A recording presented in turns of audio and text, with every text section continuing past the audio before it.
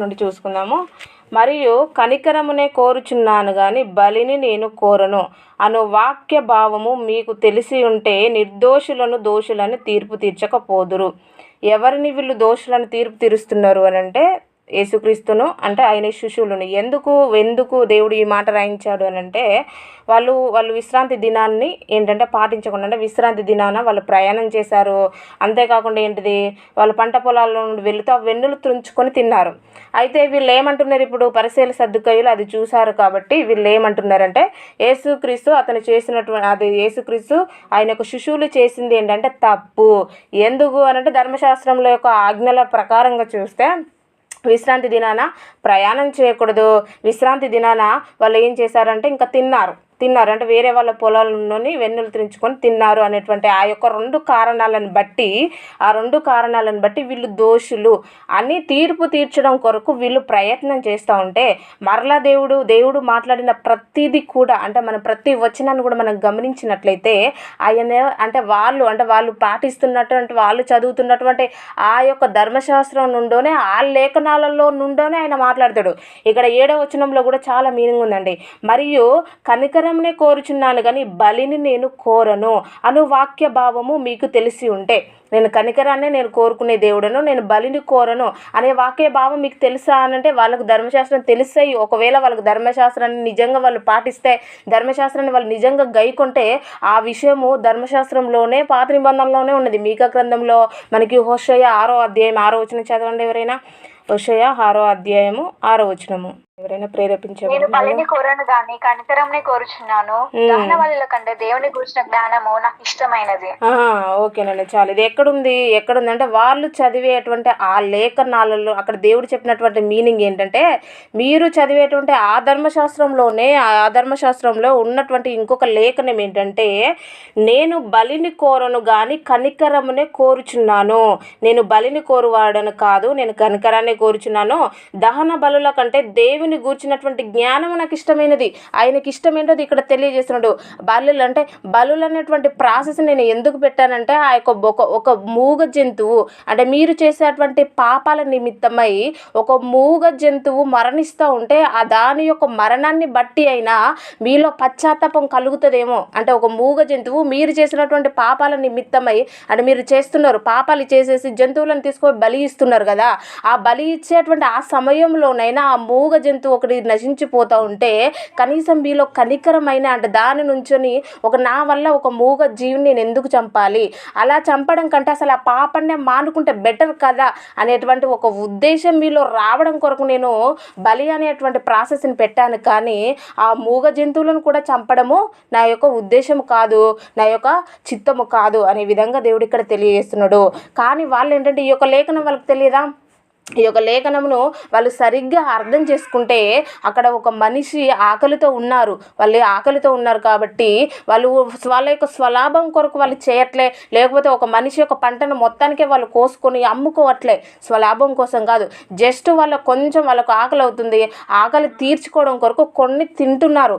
అది తినడం వలన తప్పేం లేదు. అక్కడ విశ్రాంతి దినము కంటే ఆ మనిషి యొక్క ప్రాణం ముఖ్యం కదా. అతడు ఆకలితో ఉన్నాడు, ఆకలి తీర్చడం. అందుకే దేవుడు పాత నిబంధనలో ఉన్నటువంటి దావీదు గారి యొక్క జీవితంలో జరిగినటువంటి సంఘటనను కూడా దేవుడు అక్కడ తీసుకొస్తాడు.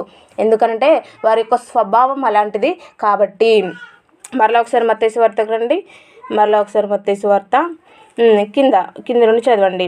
అను వాక్య భావము మీకు తెలిసి ఉంటే నిర్దోషులను దోషులని తీర్పు తీర్చకపోదురు.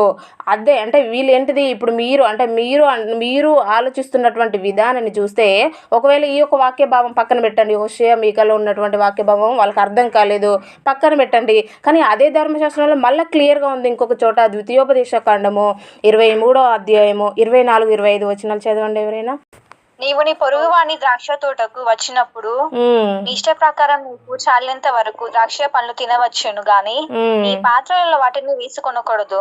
నీ పొరుగువాని పంట చేనికి వచ్చినప్పుడు నీ చేతిలో వెన్నులు త్రుంచి కొనవచ్చును గాని నీ పొరుగు వాణ్ణి పంట చేను మీద కొడవలి వేయకూడదు. ఇక్కడ చాలా క్లియర్గా మెన్షన్ చేసి ఉంది, వాళ్ళు దోషులు కాదు.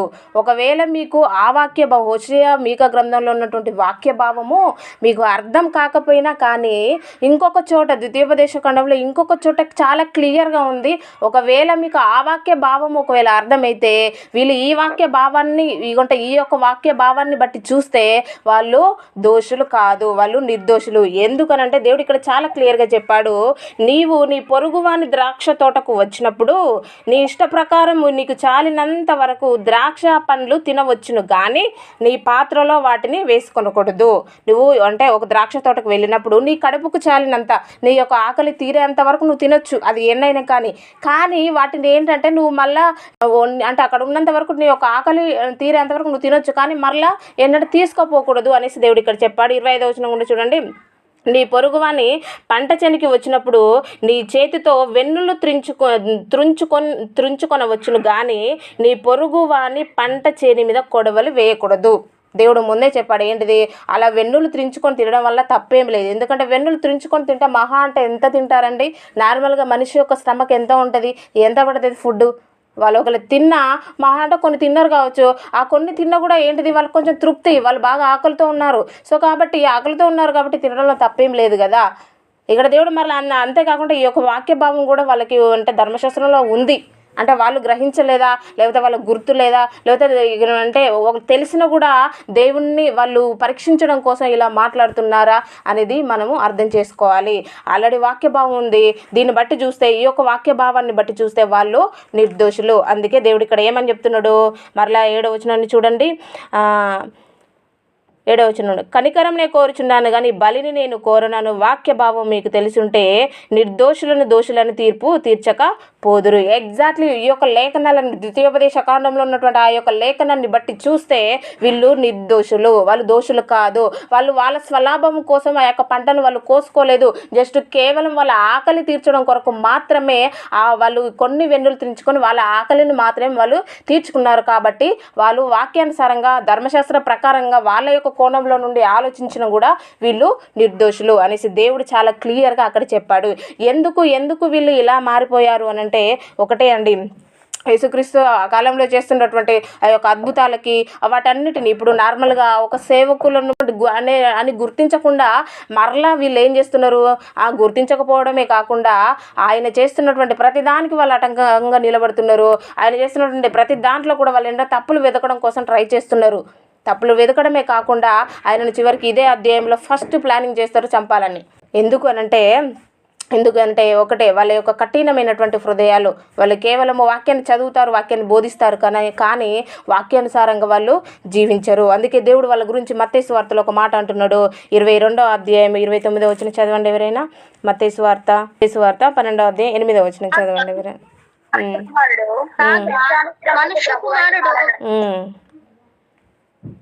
ఓకేనండి, చాలు.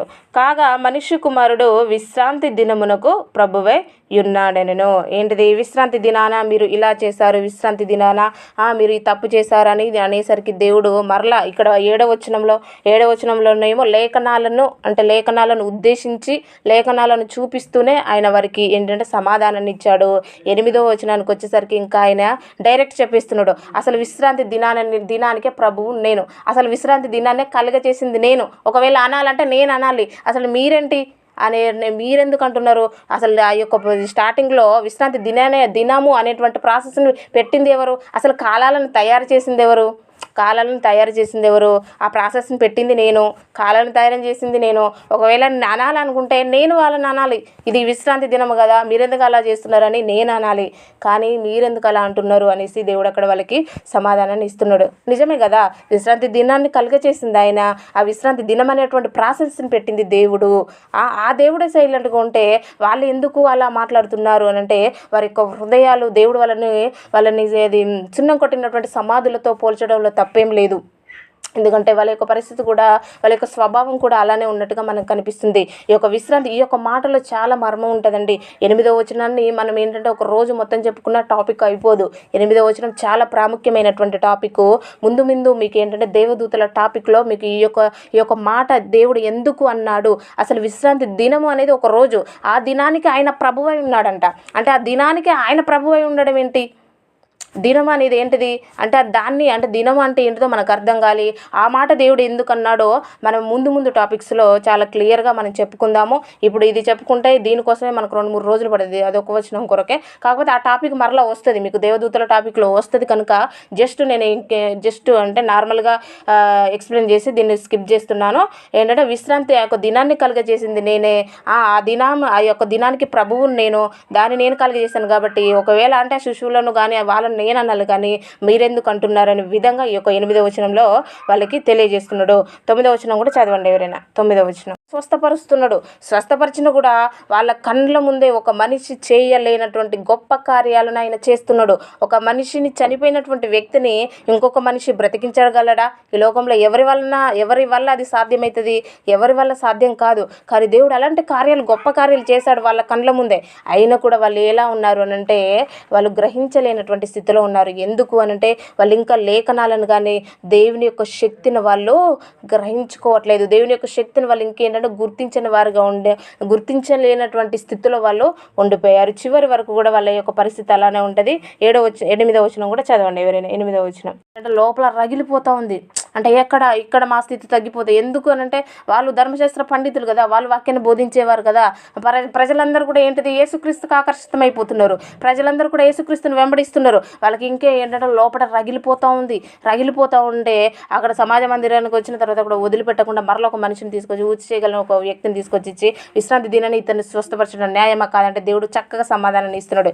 మీకు ఆదివారం రోజు విశ్రాంతి దినాన ఒక గొర్రె మీ ఇంట్లో ఒక గొర్రె గుంటలో పడ్డదనుకోండి, ఆ గుంటలో పడితే మీరు దాన్ని తీస్తారా తీయరా అని వారికి సమాధానం ఇస్తే తీస్తారు. ఎవరైనా అంటే అది దానికి మాట రాకపోయినా, అది మూగజీవైనా కూడా జస్ట్ ఏంటంటే దాని విలువ గొప్పది. ఇప్పుడు వాళ్ళు గొర్రెను అమ్ముకుంటే వాళ్ళకి ఒక 40-50 వేలు వస్తాయి. దాన్ని బట్టి ఆయన ఏం చేస్తారు, విశ్రాంతి దినమని వాళ్ళు అంటే విశ్రాంతి దినం కదా ఆ గుంటలో ఉండని రేపు దిద్దామని ఊరుకుంటారంటే ఊకోరు, తీస్తారు. అదేవిధంగా మీరు ఒక గొర్రె గురించే మీరు అంతగా ఆలోచిస్తే గొర్రె కన్నా ప్రాణం లేదు కానీ మనిషికి ప్రాణం ఉంది. అర్థమైందా? గొర్రె కన్నా ఆత్మ లేదు కానీ మనిషికి ఆత్మ ఉంది. గొర్రె కంటే మనుషుడే శ్రేష్టమైన వాడు. గొర్రె కంటే మనిషి ప్రాముఖ్యమైన వాడు. ఆ గొర్రె కన్నా ఆత్మ లేదు కానీ మనిషికి ఆత్మ ఉంది. ఆత్మ ఉన్నటువంటి మనిషి ప్రాముఖ్యమైన వాడా, గొర్రె ప్రాముఖ్యమైన వాడా అంటే ఆత్మ ఉన్నటువంటి మనిషే ప్రాముఖ్యమైన వాడు. కాబట్టి ఆఫ్టర్ ఒక గొర్రెని నువ్వు విశ్రాంతి దినాన గుంటలో పడితే నువ్వు దాన్ని వెలికి తీస్తావు. మరి ఇతని యొక్క పరిస్థితి కూడా గుంటలో పడినటువంటి స్థితిలోనే ఉంది. ఇతడు కూడా ఒక సమస్యతో బాధపడుతున్నాడు. ఇతడు కూడా ఈ యొక్క ఊచ చెయ్యి చేత అతనికి అదొక సమస్యనే కదా, ఆ సమస్య చేత అతను ఎన్నడూ సఫర్ అవుతున్నాడు. కాబట్టి ఆ సమస్య నుండి ఆ ఒక గుంటలో పడ్డటువంటి గొర్రెను ఏ విధంగానైతే బయటికి తీస్తామో ఆ సమస్య నుండి ఈ యొక్క వ్యక్తిని బయటికి తీయడంలో తప్పేం లేదు అనే విధంగా దేవుడు చెప్పగానే వాళ్ళకి ఇంకా లోపల రగిలిపోయి ఫస్ట్ అటాక్ ఆయన మీద వాళ్ళు చేస్తున్నటువంటి ఆలోచన ఏంటంటే ఆయనని ఇంకా చంపేయాలి. ఇక్కడ నుండి స్టార్ట్ అవుతుందండి. మరలా ఒకసారి కింది నుండి చూడండి. 12వ వచనం, గొర్రె కంటే మనుషుడెంతో శ్రేష్ఠుడు కాబట్టి విశ్రాంతి దినమున మేలు చేయుట ధర్మమా అని చెప్పి ఆ మనుషునితో నీ చేయి చాపమని వాడు చేయి చాపగా రెండవ దాని వల్ల అది బాగుపడెను. అంతటా పరిసయ్యులు వెలుపలికి పోయి ఆయనను ఎలాగూ సంహరించమా అని ఆయనకు విరోధముగా ఆలోచన చేసిరి. ఏం చేస్తున్నారు, ఇంకా ఈయన మనం చెప్తే వినేలాగా లేడు. అంతేకాకుండా కాబట్టి ఆయన ఇచ్చేటువంటి సమాధానం కూడా చాలా క్లియర్గా లేఖనాలను ఆధారం చేసుకొని వాళ్ళు చదివేటువంటి ఆ లేఖనాల నుండే బయటికి తీసుకొచ్చి ఆయన ఏంటంటే వాళ్ళకి చక్కగా సమాధానాన్ని ఇస్తాడు. కాబట్టి ఈ యొక్క లేఖనాల నుండి మనం కూడా ఏంటంటే కఠినమైనటువంటి పరిచయాలు సద్దుకాయలు లాంటి కఠినమైనటువంటి హృదయాలు ఉండకూడదు. ఒకవేళ మనలో యేసుక్రీస్తు ఎన్ని కార్యాలు చేసినా కూడా నమ్మలేనటువంటి స్థితిలో వాళ్ళు ఉన్నారు. కాబట్టి మనం కూడా అలా ఉండకూడదు.